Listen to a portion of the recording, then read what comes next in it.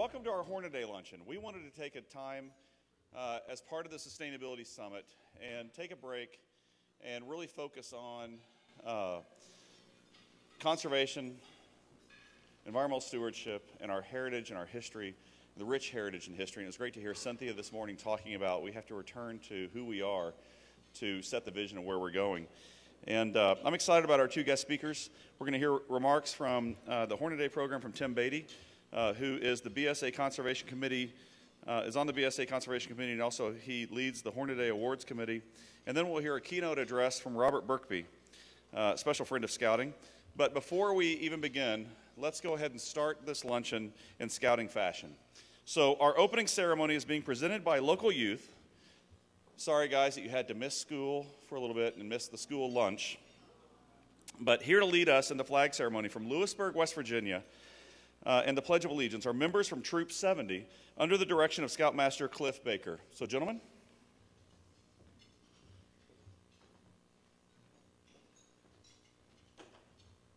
Will you all please rise for the presentation of the colors?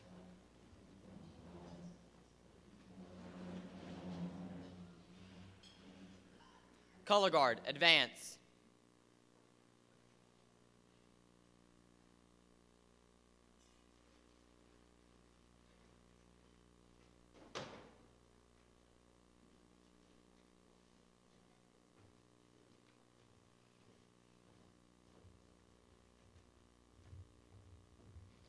Color Guard, present the colors. Will you all please join me in the Pledge of Allegiance? I pledge allegiance to the flag of the United States of America and to the republic for which it stands, one nation, under God, indivisible, with liberty and justice for all. Post the colors.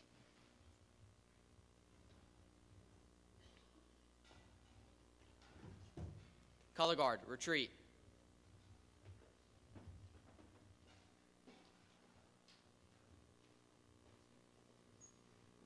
Now we will all please remain standing for the prayer.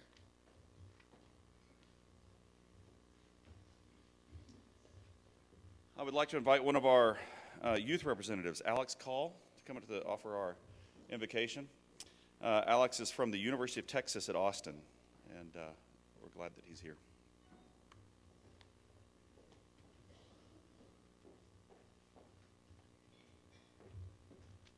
Please join me in prayer.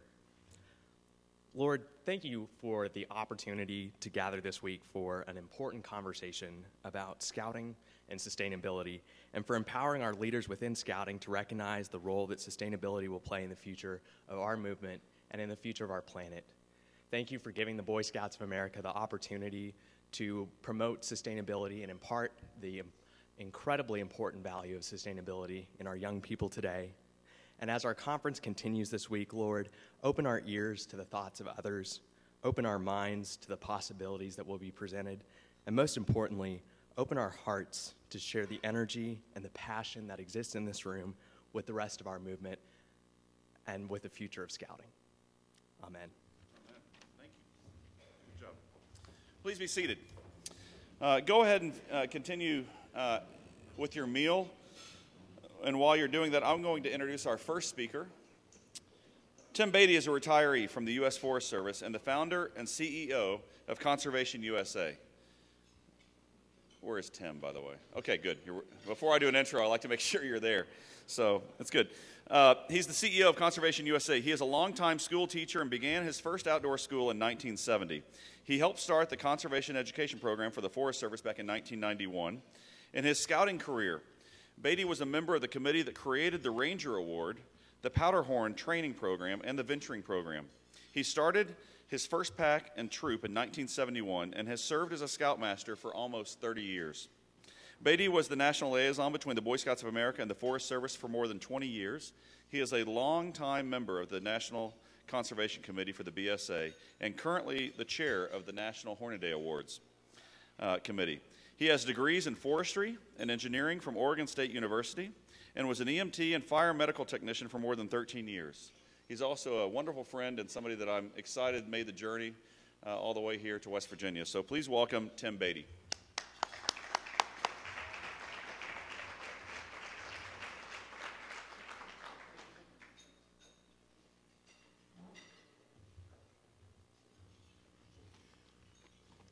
Well, it is afternoon, so good afternoon, everyone. And enjoy your lunch. My main problem is going to be that I'm limited to 15 minutes. For those of you that know me, that is a struggle. But we'll talk about the Hornaday Awards and conservation inside the BSA and its long history there. Dr. Hornaday was one of our first and most prominent conservationists that we had in the United States, and he, more than any other individual, helped galvanize the concept of conservation in America.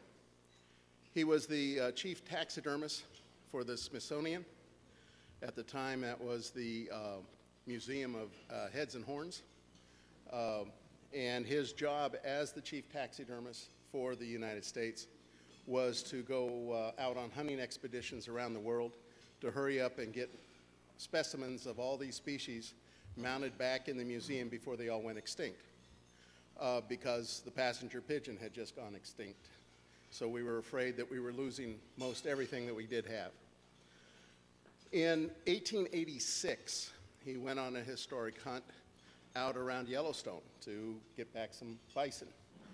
And shortly after that trip, he wrote one of his many books on the extinction of the American bison, and convinced his leaders back at the Smithsonian to be able to bring back a live specimen. And so in about 1887, 88, he brought back a baby bison calf, staked it out in front of the castle, which was the original Smithsonian building right there on the mall between the Capitol and the Lincoln Memorial and Washington Monument, which it instantly became the #1 tourist attraction in Washington, D.C. So by 1889, Congress gave him $300,000 to move that bison and to create the National Zoo. And he did so, and just so you know, that happened to be 125 years ago. The National Zoo just celebrated its 125th anniversary, built by Dr. Hornaday. The bison that he brought there were paid for by donors and members of the American Bison Society, which he and a little-known person called Teddy Roosevelt started, to fund the bringing of the bison from Wyoming back to the National Zoo, and then getting Congress to purchase a bison range, and then moving bison as they propagated out to that bison range, therefore populating the 9 major herds of bison that we have around the United States. Therefore, he is personally credited with saving the American bison from extinction. Also, about 1989, or 1990, he started or worked with the creators of, and was one of the creators of, an organization called the Boone and Crockett Club. Boone and Crockett Club was with his friend, Teddy Roosevelt. They started that society, which still exists today, as one of the preeminent conservation societies. After some time, the Boone and Crockett Club got to be a pretty elitist group, had to have a lot of money and position in society to be a member. So after he had to leave D.C. for some of his more outspoken positions on women and wearing feathers in their hats and trying to get industry to stop taking wild feathers and making hats out of them, the Boone and Crockett Club moved him to New York in 1904, where he started a little thing called the Bronx Zoo, and took over and headed up the New York Zoological Society, which still exists today. In that process, he basically is the founder of our entire concepts of zoos and the zoological system that we have. Also in 1904, with a few of his friends, he started an organization called the Campfire Club of America. And that has another few members in there that you might recognize, President Theodore Roosevelt being one of them. but another being Ernest Thomas Seton, and another Daniel Carter Beard. And this was in 1904, and just around 1900, both of those individuals started organizations for boys, right? The Woodcraft Indians and the Sons of Davy Crockett. And then in 1908, they happened to meet another gentleman at their club, which was called Robert Baden-Powell. And so he came to the campfire clubs and met with Seton and Beard and Hornaday. And they decided to make a phone call, and 20 minutes later, they were in the Oval Office with President Roosevelt. And he encouraged Baden-Powell to go ahead and start his idea for a boys' club back in England in 1908. And that kind of became the Scouting movement, which was later, of course, brought to the United States. So to say that conservation has a long history with Boy Scouts is inaccurate. It is the roots of Boy Scouts. We came from there, and it is nothing new. It is not a revolutionary idea. It was definitely dangerous at the time. Dr. Hornaday in 1914 started a foundation called the Permanent Wildlife Protection Fund, largely to protect him from the enemies of Dr. Hornaday. As he would work with legislatures, and prolific writer, wrote a lot for the Boy Scouts of America, wrote a lot in texts and other newspaper articles. He was very much an advocate. In his induction into the Wildlife Hall of Fame, they say with his voice as a rapier thrust. You know, if you were against wildlife, you could feel the sting of that thrust pretty easily. But that also presented then the millinery people and automatic gun industry and the hunting industry as being advocates of Dr. Hornaday. So they kept trying to move him out of various positions. And so he created the fund to basically insulate himself, even though he never did take a salary from the fund. That fund, then, in 1915, his board of trustees, who were people like Andrew Carnegie and Henry Ford and Thomas Edison, decided to create a permanent award as a permanent proof of an individual's extraordinary activities on the service of wildlife. And that became the Permanent Wildlife Protection Fund Medal, which was then, throughout time, renamed into the William T. Hornaday Award, which makes it the oldest continuously issued conservation award in the United States. We are celebrating our centennial of these awards next year in 2015. And as of today, in that last 100 years, we have issued 1,204 medals. So that's, you know, just a fraction over 12 medals a year for the last century. It is considered by many to be the most prestigious conservation award you can get. I have spoken with Aldo Leopold's daughter.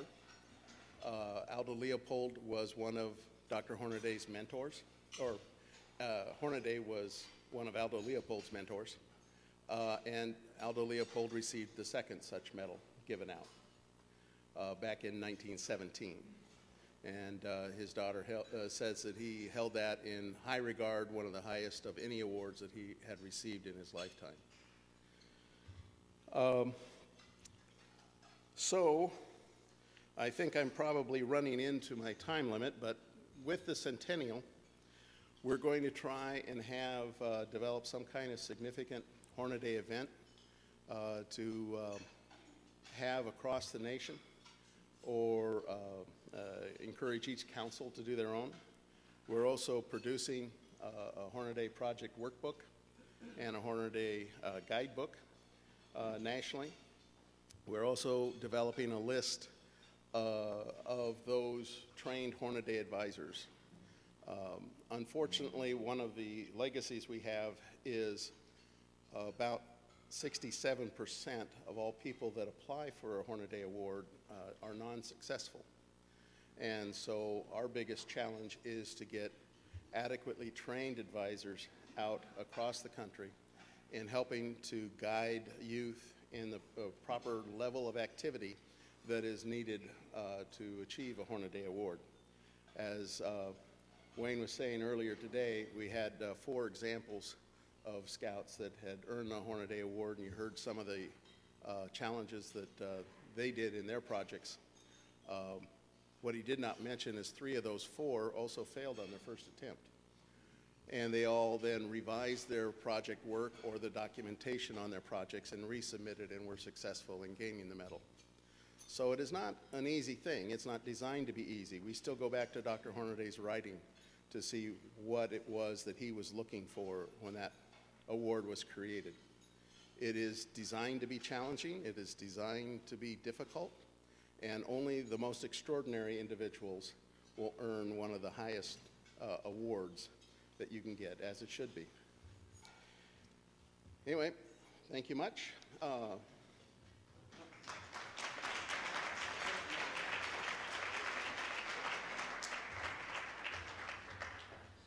That had to be the best ending I've ever seen in a speech. Thank you much. You must be ready to eat the Greenbrier peaches. They're back there. Tim, I will say, I had the privilege of sitting in the last Hornaday Awards review meeting, and as each region puts forward their applicants and their participants, the level of detail and review and care for the young man who's done this extraordinary amount of work is fantastic. And one of the you just kind of glazed over some of the things that a creation of a Hornaday workbook for these young people to really follow is a big task, and something that will be a huge tool for the councils. And we've had over 2 million Eagle Scouts, and the fact that we've had 1,200 earn the silver medal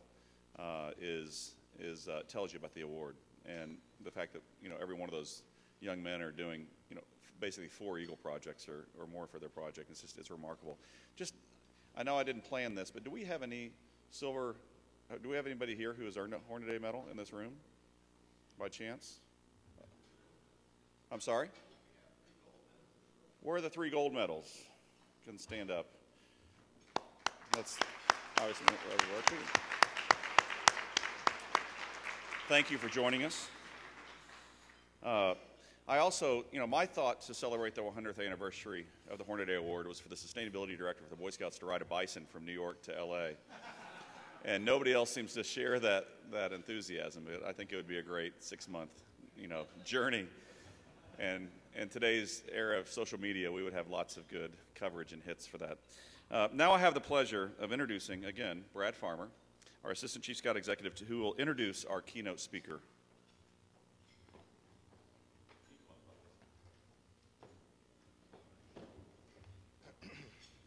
Just to have a picture of that buffalo ride, whether it even began or not, would be a joy, personally. Well, once again, good afternoon, and it's a true pleasure to introduce to you a very special friend, both professionally and personally. I've known Robert Birkby for over 15 years, and I can tell you he is an absolute treasure in his service to the Boy Scouts of America. Bob is an Eagle Scout and past Director of Conservation at Philmont Scout Ranch. A lifelong scouting and outdoor enthusiast, he's also a mountaineer, long-distance backpacker, outdoor educator, and leading authority on environmental stewardship. He has authored 3 editions of the Boy Scout Handbook. Imagine that. How many have we had in our lifespan? 12. So you own 25% of the content that we've affected the lives of young people with. That's amazing when you think about that. He's also authored the 2014 and 2004 field book and much of the 1984 edition of that field book as well. He's also authored the BSA's Conservation Handbook, and my joy in getting to know Bob was when we redesigned the current Wood Badge course in 2000, where Cub Scouting, Boy Scouting, and Venturing worked together to create Wood Badge for the 21st century, and he owns all of the authorship and content of that as well.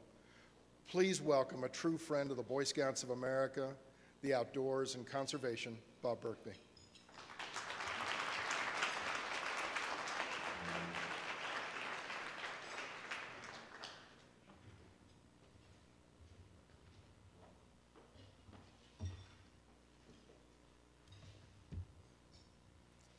I'm really delighted to be here. Many friends here, meeting many people. I've never been at the Greenbrier Resort before. This has been a revelation to come and see some of it. My relationship with golf has been troubled. And the last few times I've been a golf player, I've not been involved in retiring.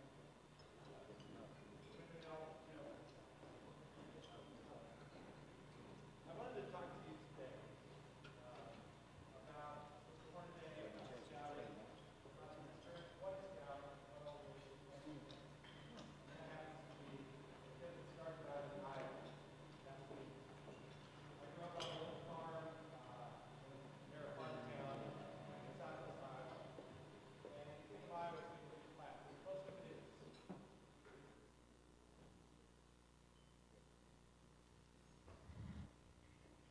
How's that? Is that better? Do you want me to tell you about golf again? But where I grew up in Iowa, there was a band of hills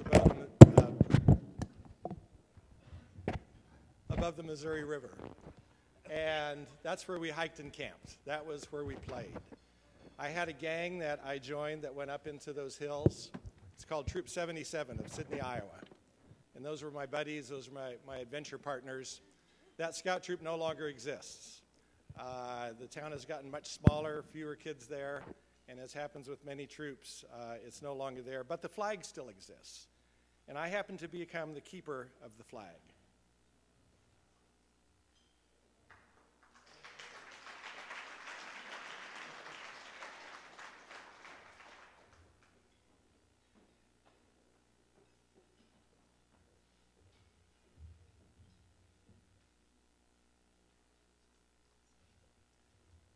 So the flag has traveled many places. It's never been to a golf resort either. When I was a kid, this was my handbook, and we lived and died by this handbook. We devoured it. We imagined ourselves to be this handbook. I looked at that picture on the cover, and I thought, that's me. And pretty much it was. I think that's the first picture of me as a scout, as a tenderfoot, and I'm proud to be holding a shovel and working on a trail. We would read the book and see these great images of camping opportunities, what a winter campsite should look like, and we would go out and we would recreate that ourselves with our little overnighter tents with no floors, no zippers, put some hay on the ground for insulation. When I was old enough, I went to Philmont Scout Ranch and saw mountains for the first time, did my first backpacking trip in the backcountry, and it was a revelation. There was an incredible world out there beyond Iowa. And as soon as I was old enough, applied to work at Philmont to be on the staff. They had 3 lines you could fill out what you wanted to do, and I wrote down, just hire me, I will do anything. Anyone who's worked at a camp knows you want some of those applications each year. So I was hired to be the instructor of Mexican cooking at Philmont Scout Ranch. I'm from Iowa. I'm from a family where ketchup is a major spice. But I went down there and I practiced my presentation, cooking tortillas from scratch, just from flour, sopapillas, turning refried, dehydrated, freeze-dried beans into something edible. And my first crew came over the hill, and I put on my little serape and my sombrero, and I said, "Buenos dias, señores. My name is Roberto. That means Robert." I said, "Please tell me, where is your home?" And they said, "San Antonio, Texas." And I said, "Oh." And I began to do my presentation. They said, "Please show us this Mexican cooking of which you speak." And they laughed so hard they fell backwards off the logs. But then they were very kind, and they spent the afternoon teaching me how to teach what I needed to teach the rest of the summer at Philmont. Well, during that summer, a trail crew came through. They'd been working on a trail at Philmont, and now they had a week to go backpack anywhere. And I was intrigued mostly that they could stay in the backcountry the whole time and have such freedom to hike. And so the next summer when I applied at Philmont, on those 3 lines, I wrote trail crew, trail crew, trail crew, which began a great relationship with Philmont and trail crews, being able to spend all summer in the backcountry learning the craft of trail construction, trail maintenance, and also how it relates to other people. This is really a photograph in what not to do. By the, the chain on that saw is loose. I have no safety gear on, and that's a guy who should not be trying to grow a beard.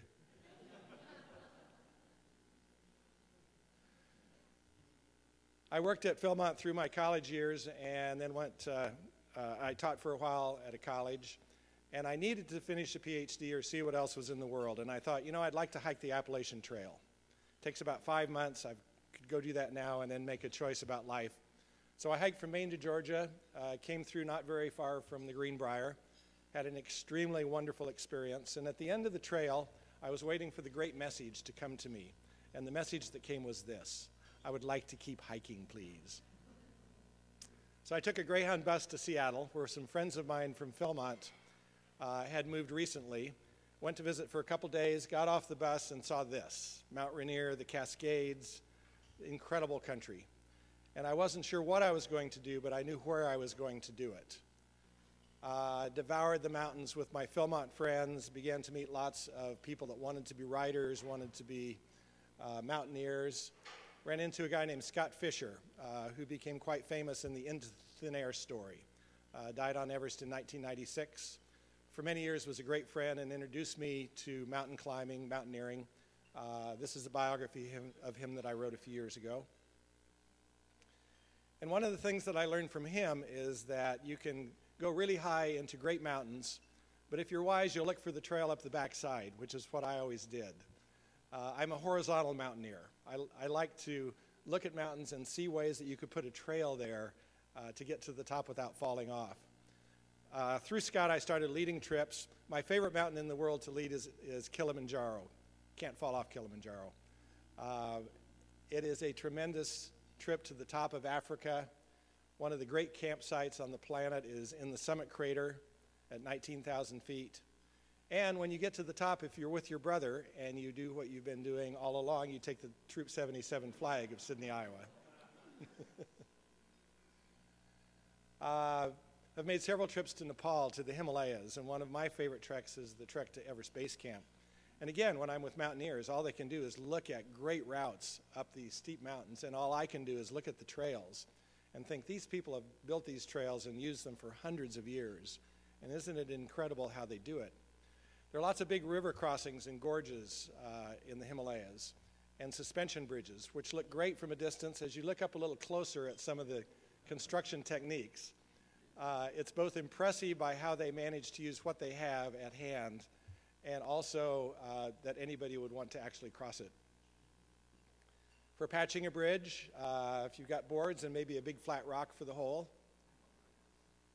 and in case there's liability, in 3 languages you can put up a sign that says, "Don't wag bridge."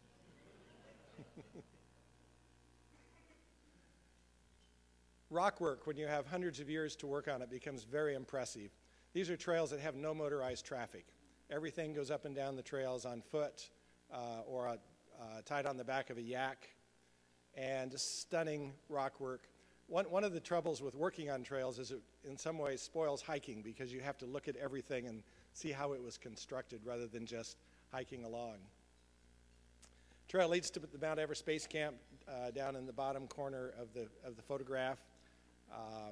And if you're there with a good friend from old Philmont days, you take the Sydney, Iowa Troop 77 flag.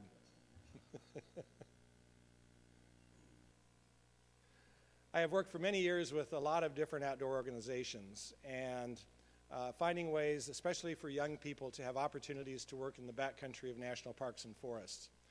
And it always amazes me how excited they become about having something to do that's hands-on, that uses skills, that gets them into the outdoors. And stewardship, conservation projects, trail work all seems ideally matched for that. You spend a few days with someone working on a rock staircase. Part of trail work is a Zen thing. You want to do your work so well that hikers don't notice it, that they see the trees beyond the trail, they see the scenery, but in terms of the trail itself, it's just something that glides beneath their feet. And yet people who worked on this little rock staircase in the Cascades, I still hear from them once in a while. They say, remember that rock staircase we built? I saw that the other day. I hiked up to look at it.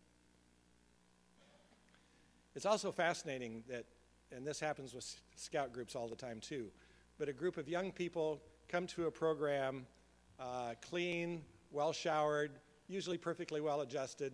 You go into the backcountry for a month, return them to their families a month later, totally changed.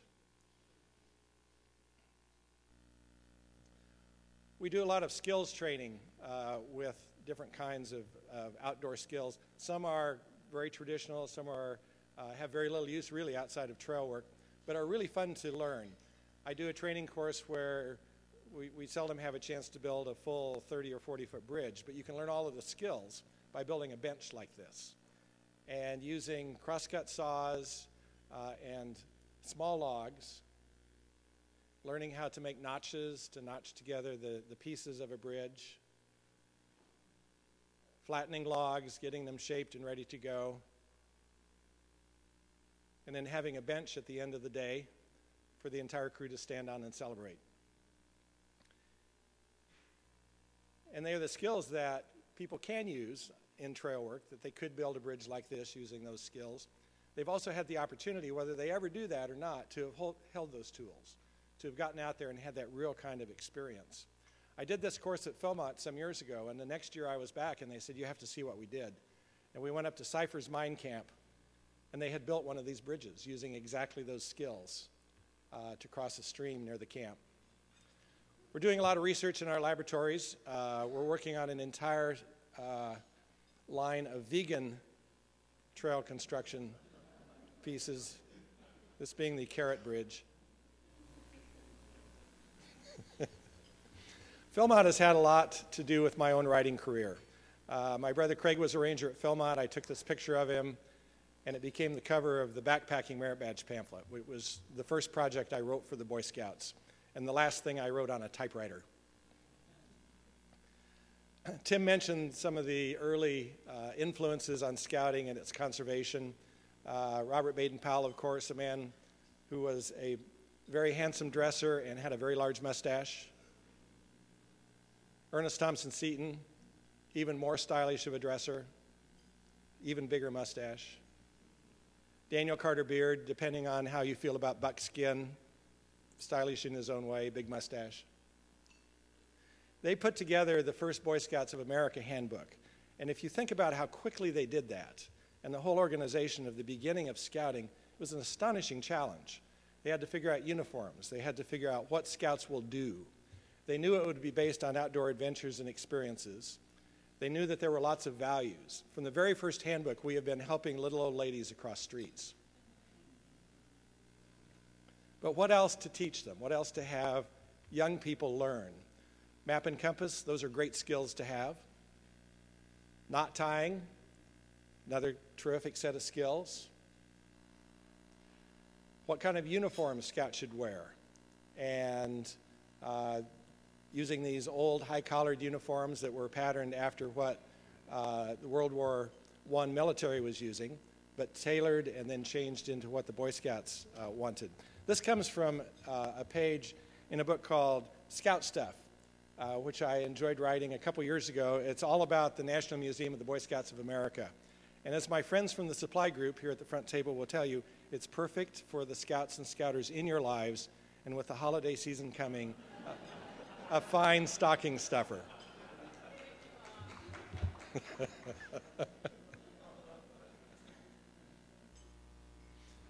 The Merit Badge program from the beginning has always been pretty interesting. This is my favorite merit badge of all time, the original Invention Merit Badge. 2 requirements: invent and patent some useful article. Not patent pending, son. I'm sorry. You'll have to come back later. 11 scouts earned this badge. And one of my quests someday is to track down what those inventions were. I think that would be fascinating to find out. This is the Scout program, of course, very clear-cut, easy to understand. I love these guys down in the corner here, bottom left corner. They're smoking, they're gambling. They seem to be pretty well adjusted and happy, but no. We're going to drag them up the staircase to make them into, as it says at the top, worthy citizens. And one of the ways that this is illustrated is, of course, with the guy using semaphore flags, which have been a big part of Scouting since the very beginning. Semaphore, at that time, there was some use for it. Even though telegraphs had come in, telephones were coming in, but semaphore, Morse code, you could still justify sending a message with those for the first few months of the Scout program. But it looks so good. This is Norman Rockwell's painting, and just this quintessential Scout experience up on a tower, and the little guy in the back with the binoculars helping out, and they're doing something important. It's a craft. Who could do this but the Boy Scouts? It becomes the cover of the handbook, sending messages, that same guy lurking back there with his binoculars. The thing that the handbook doesn't say much about is what the message should be or how this is to be useful. They have some illustrations, as if you come upon an automobile accident, and in your pack you have your signal flags, and 100 yards away is a Scout group with their signal flags, and you can send a signal that said, "Hey, did you see the car wreck?" And then you don't have to shout that message, I guess. There are only two places in handbooks that actually have a message that's being signaled. This one, someone's cooking, and the message is, "Come and get it." And my favorite from the 1930s is this epic sending with Morse code, "Will get butter."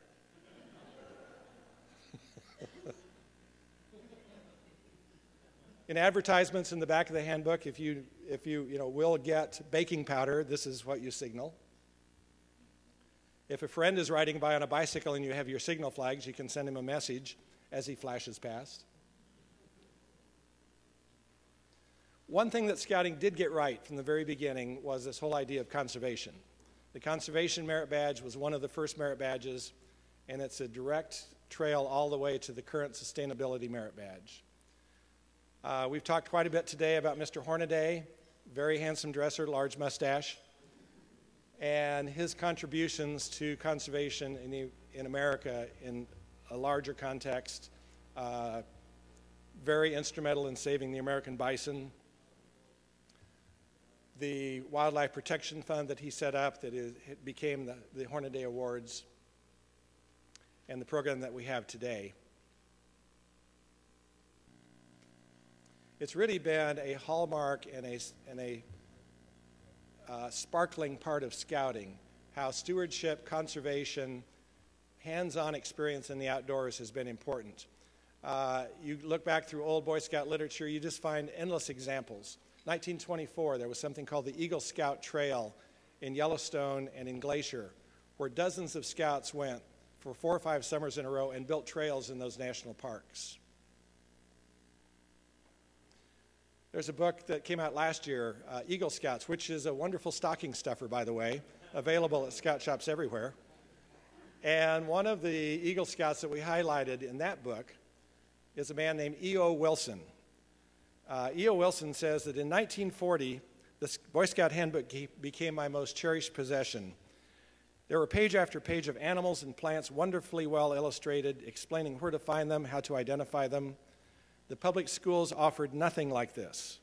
The Boy Scouts' legitimized nature is the center of my life.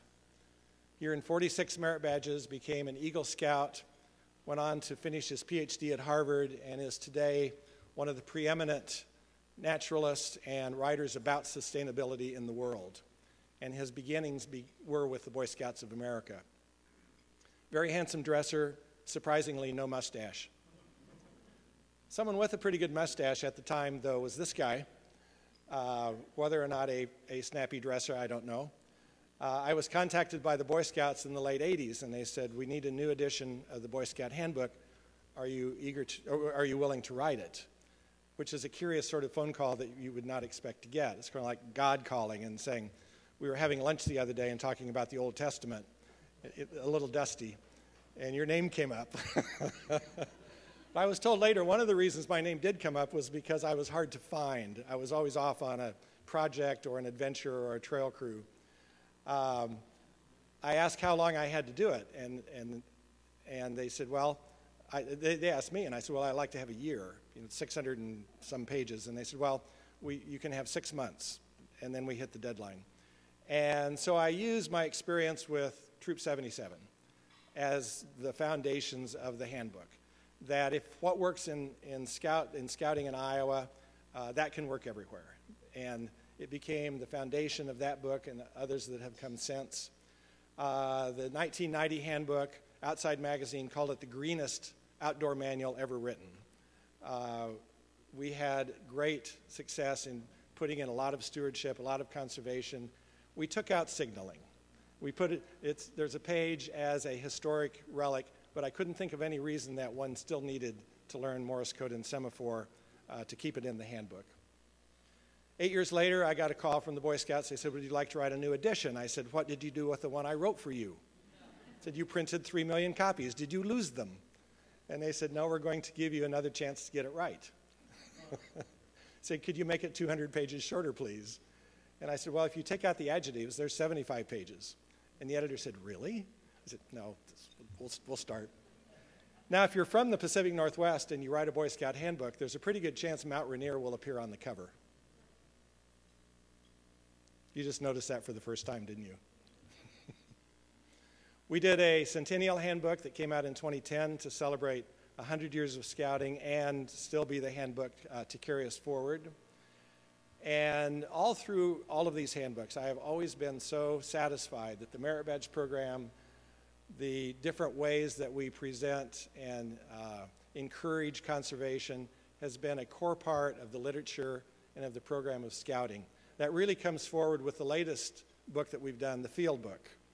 The field book is the sequel to the handbook. It's the advanced manual. It is a book for any reader.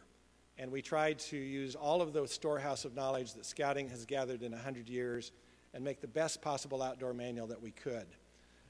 There's a long chapter on stewardship, of course. And with E.O. Wilson giving a quote at the bottom of the page, a chapter on observing nature, making it all make sense. Tried to put in advanced outdoor skills that really appeal to people who have mastered the basics, who want to get out and try other things. This was a photograph, a trail crew I had in the Grand Canyon for a month. And when I submitted it to use as the cover, there was several of the reviewers questioned whether we should show a campsite that looked a little bit messy. And we had an interesting discussion about what campsites really look like after a month, and prevailed that, yes, this is what the backcountry looks like, let's show it as it is. The mountain travel chapter, I took this photograph on that trip to Everest Base Camp. If we're going to encourage people to go places, let's encourage them to go far. And we also tried to make this the cutting edge manual on basic skills like first aid. You read this chapter and you'll have a pretty good idea of what to do in most emergencies. And if all else fails, you can get out your signal flags and call for help. This is a postcard, 1915 Russian postcard that I ran across. And this is my transition to talking a little bit about Russia. I wrote a book called Lightly on the Land about trail construction, trail maintenance. And a few years ago, I got a call from a group of Russians. And they said, we've been using your book to develop a network of hiking trails in Siberia. And we've learned all we can from the book, so now you will come and help us. And I said, okay. And that began the first of 5 trips, once a year for the last 5 years, going for a month to Russia and working with a group of volunteers and professionals on a variety of trail projects. Siberia is huge. It's pretty much everything underneath that big word Russia and then some more. And over here, the little pointer works. Anyway, if you look right above Mongolia, there's a sliver of blue that's Lake Baikal. Lake Baikal has 20% of the world's fresh water in it. It's 400 miles long. It's 30 million years old, as opposed to, I think I've,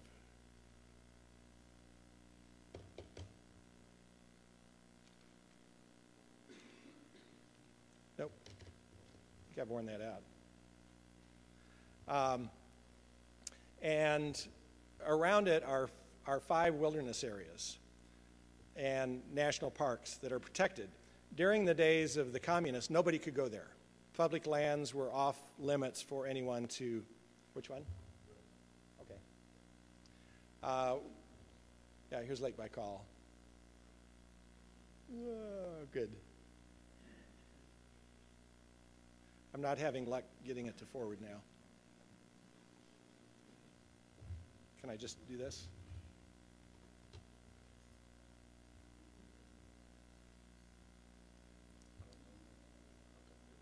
There's that, but then to forward to the next slide. That's what I need.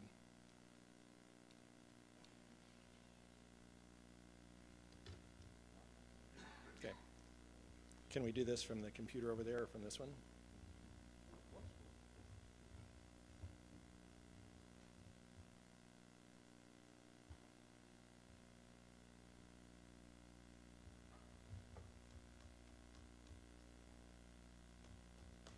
There's a group called the Great Baikal Trail Association, which began at a university in one of the cities there. And they, as the generation following communism, wanted a different kind of relationship with the land. They wanted to be able to use public lands, wanted to be able to, there we go, I think, yeah, there we go. Wanted to be able to use their public lands, wanted to have an investment in it, a hands-on investment. The city of Irkutsk at the southern end of the lake is where the universities are. If you got sent to Siberia by the Tsar and you were fortunate or an intellectual or had money, you might get sent to Irkutsk. And so universities sprang up there.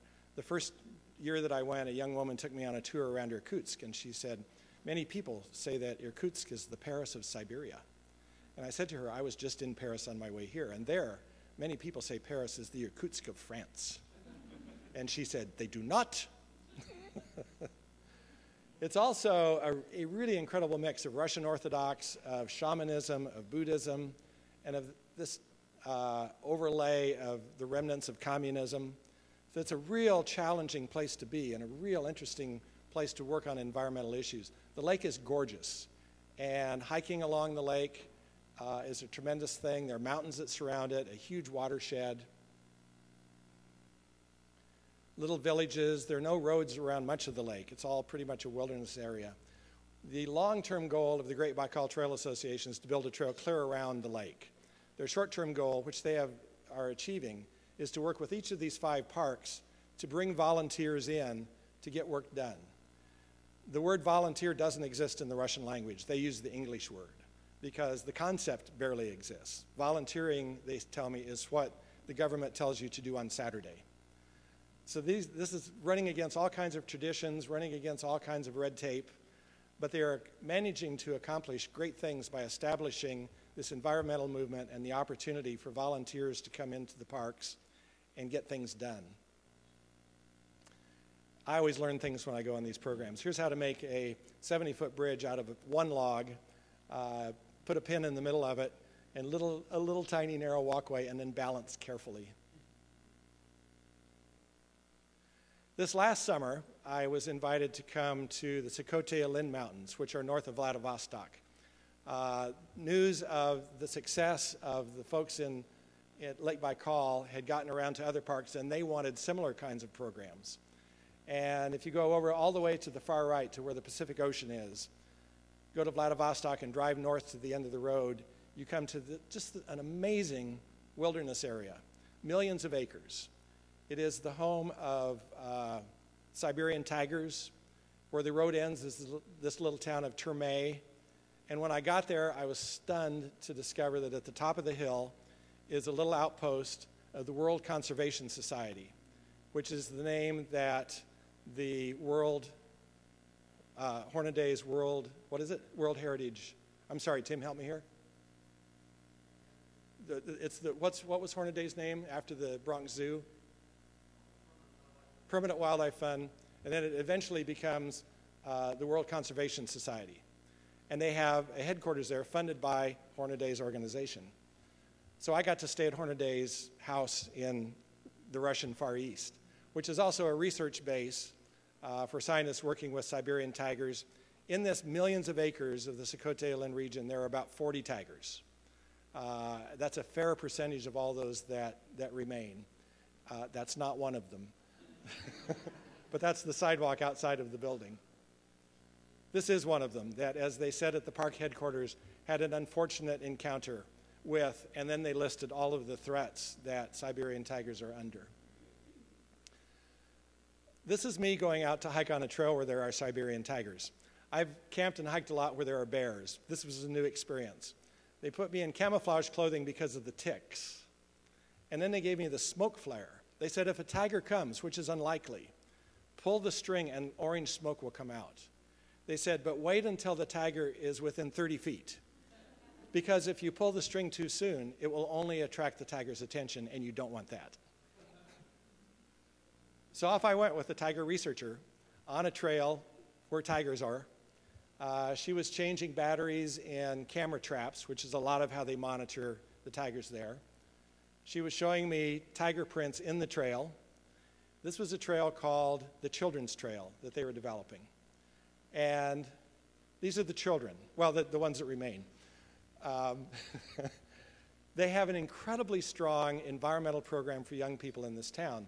The woman sitting in the front row had spent many years offering opportunities for young people to hike, to camp, to do projects, all the things we've been talking about the last couple of days, doing it as a private citizen, doing it in connection with the parks, and having incredible success with young people wanting to do these things and come back and continue it. I was there to help lay out a trail for a group of volunteers for the summer, and they had 2 months to work. You know how curious everything gets. This was funded by Vladimir Putin's political party. He wanted good press, and so this looked like a way to do it. Send some crews out to do good work. And in fact, they did good work. They also had an embedded cameraman and an embedded journalist the whole time to get good press to print about these projects. The cameraman brought a camera drone. So we'd be working on the trails and hear this little hum overhead, and we're being filmed by the drone to go out on Russian television. I say, any way you get trail work done, let's get it done. And it was fascinating there, too, to watch people use the tools that they have and the skills to make things happen in their own areas and feel ownership and feel great senses of responsibility and achievement. Our biggest challenge was putting a staircase down this steep hill, which we managed to do. That will be filled in with rock to make the final part of the trail. One of the things I've always liked about Russians is that when lunch comes, you stop, you build a fire, you cook. You start with potatoes and beets, you cook, and you make a meal. You spend a couple hours having lunch.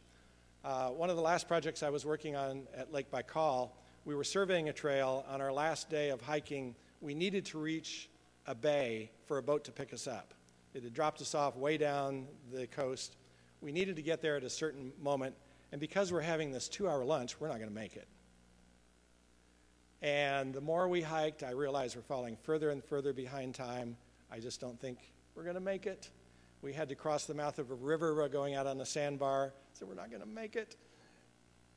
And we're nearing the coast where we have to be, but the boat's going to be at a different part of this bay. Yevgeny, the man that was with us, who was sort of in charge of this, said, we have to run down there. And he said to this young woman, who is our translator, he said, when we get there, you must take off your shirt and wave it. You must signal to the boat so that they will come and find us. And she said, I'm not taking off my clothes. I'm sorry, I'm not doing that. And I said, wait a minute. You need somebody to send a message with a flag? I have waited my entire life for this moment.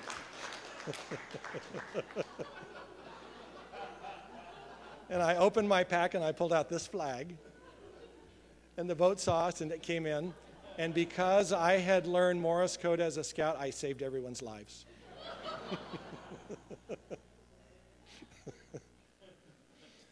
Well, I'm always encouraged in groups like this that we have these discussions.